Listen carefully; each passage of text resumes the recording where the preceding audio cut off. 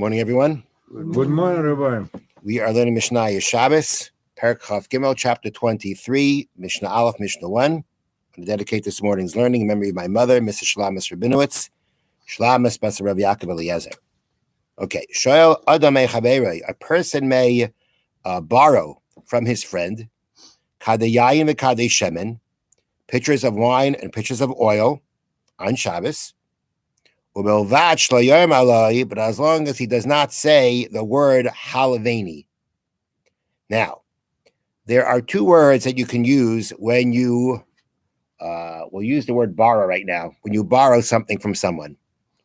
If you borrow money, which means you're borrowing something that you're going to use and replace it, the word is halva, a milva, halva.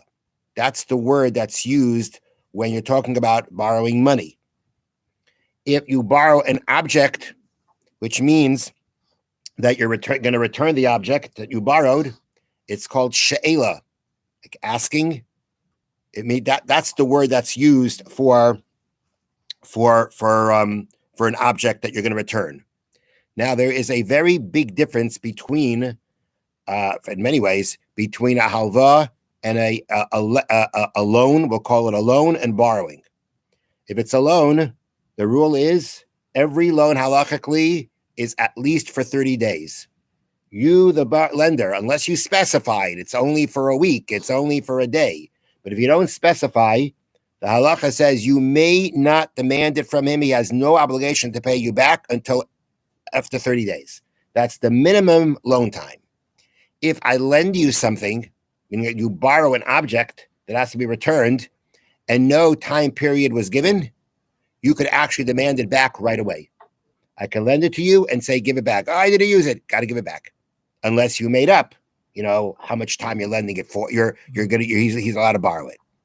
Therefore, in this case, now, if you borrow pitchers of wine and pitchers of oil, right, your plan is not to return those pitchers with the wine and the oil, but to use the wine and the oil and to replace it.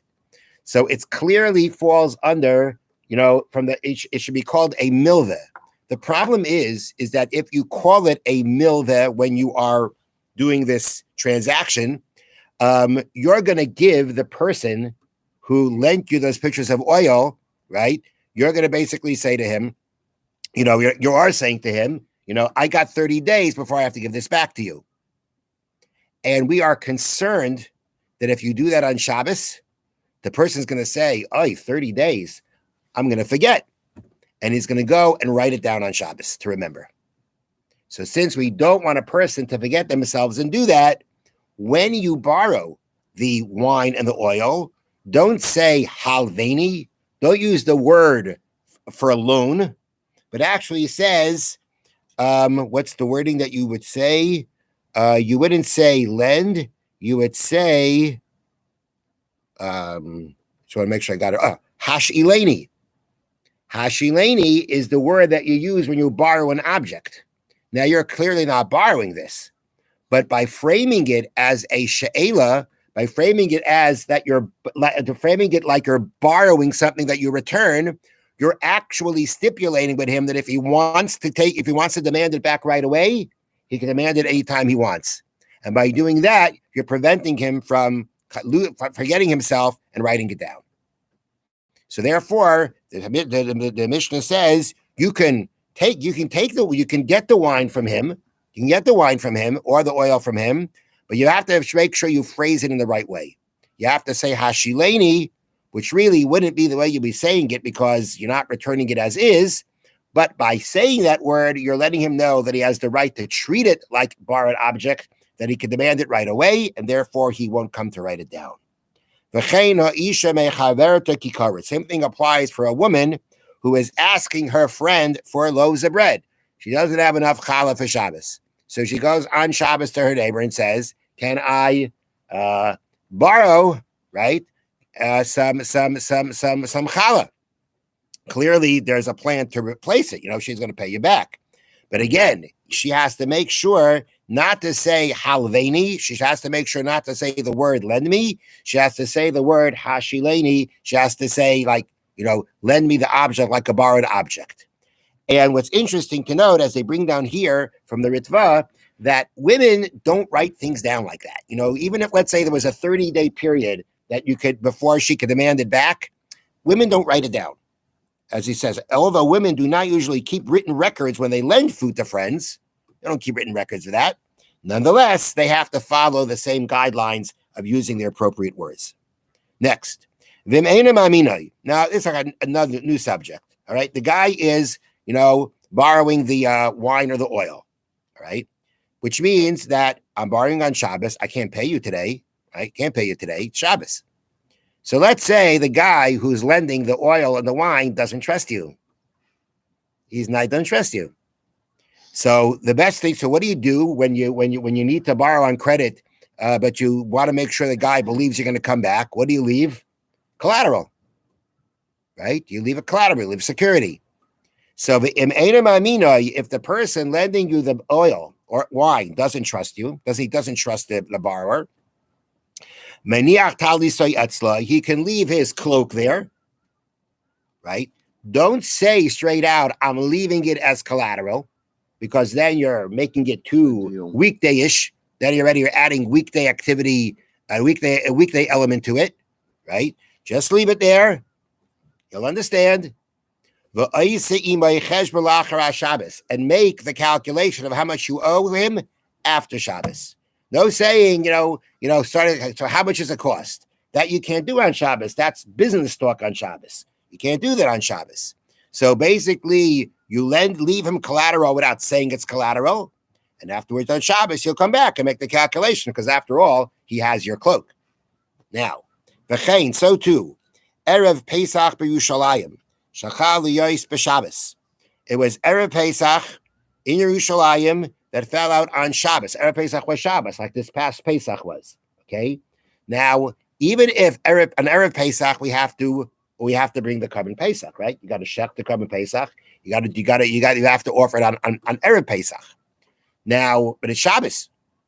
Nonetheless, we know from the Torah that if Erev Pesach is on Shabbos, you offer you shech, the slaughter of the Korban Pesach on Shabbos. Now, this guy was a kind of late comer, Johnny come lately. It's Erev Pesach, it's Shabbos. He doesn't have an animal for a Korban Pesach yet. So he needs to buy one from the animal dealers that in Yerushalayim. Okay, so what's happening now? It's Erev Pesach that fell out on Shabbos. On Shabbos, he's got to get this animal. He's got to acquire this animal. And because he needs to do the mitzvah. Right, that's a good point. Right, even though you cannot do business transactions on Shabbos, it's the same thing as this. The same way you can get the oil and the wine, you can get the animal. Okay, but he doesn't trust you. So what do you do? Again, meniach talisa yetzlai, leave your cloak by him. He leaves his cloak by him. Not saying anything, but it's understood what he's doing it for. He can take his animal for his Korban Pesach, for his Paschal sacrifice. And he makes a calculation of payment after Yontif. You can't do it on Shabbos because it's Shabbos. You can't do it on Yontif the next day because it's Yontif. You have to wait for the first day of Chol Hamoed to be able to do it. Now, what's very interesting about this that the Bartanura adds in this case is that, all right, so it's Erev Pesach, he got his animal. Before you bring your animal as a sacrifice, you're supposed to be makdash, you're supposed to sanctify it. You're supposed to declare it sanctified to be brought as a sacrifice. You're not allowed to do that on Shabbos, typically. You cannot sanctify an animal on Shabbos because it resembles a transaction. It's not mine anymore. When I sacrifice an animal, it's not mine. It belongs to the Beis HaMikdash, it belongs to the temple. So on any other Shabbos, you cannot sanctify an animal. But on this one, you can. Why? Because this is an animal that you have to bring today. It's an obligation to bring it today. If it's an obligation to bring it today, then this, which is really a rabbinic decree not to sanctify it on Shabbos, that the Chachamim did not apply their decree on a situation where you've got to bring the Korban Pesach that day. You have to bring the Korban that day. Therefore, you have to slaughter it that day. Being that this has to be done today, you're actually allowed to sanctify it on Shabbos itself because you have the obligation to bring it on that day itself, on Shabbos itself. Have a wonderful day and wonderful Shabbos. Thank you, Rabbi. You're welcome. What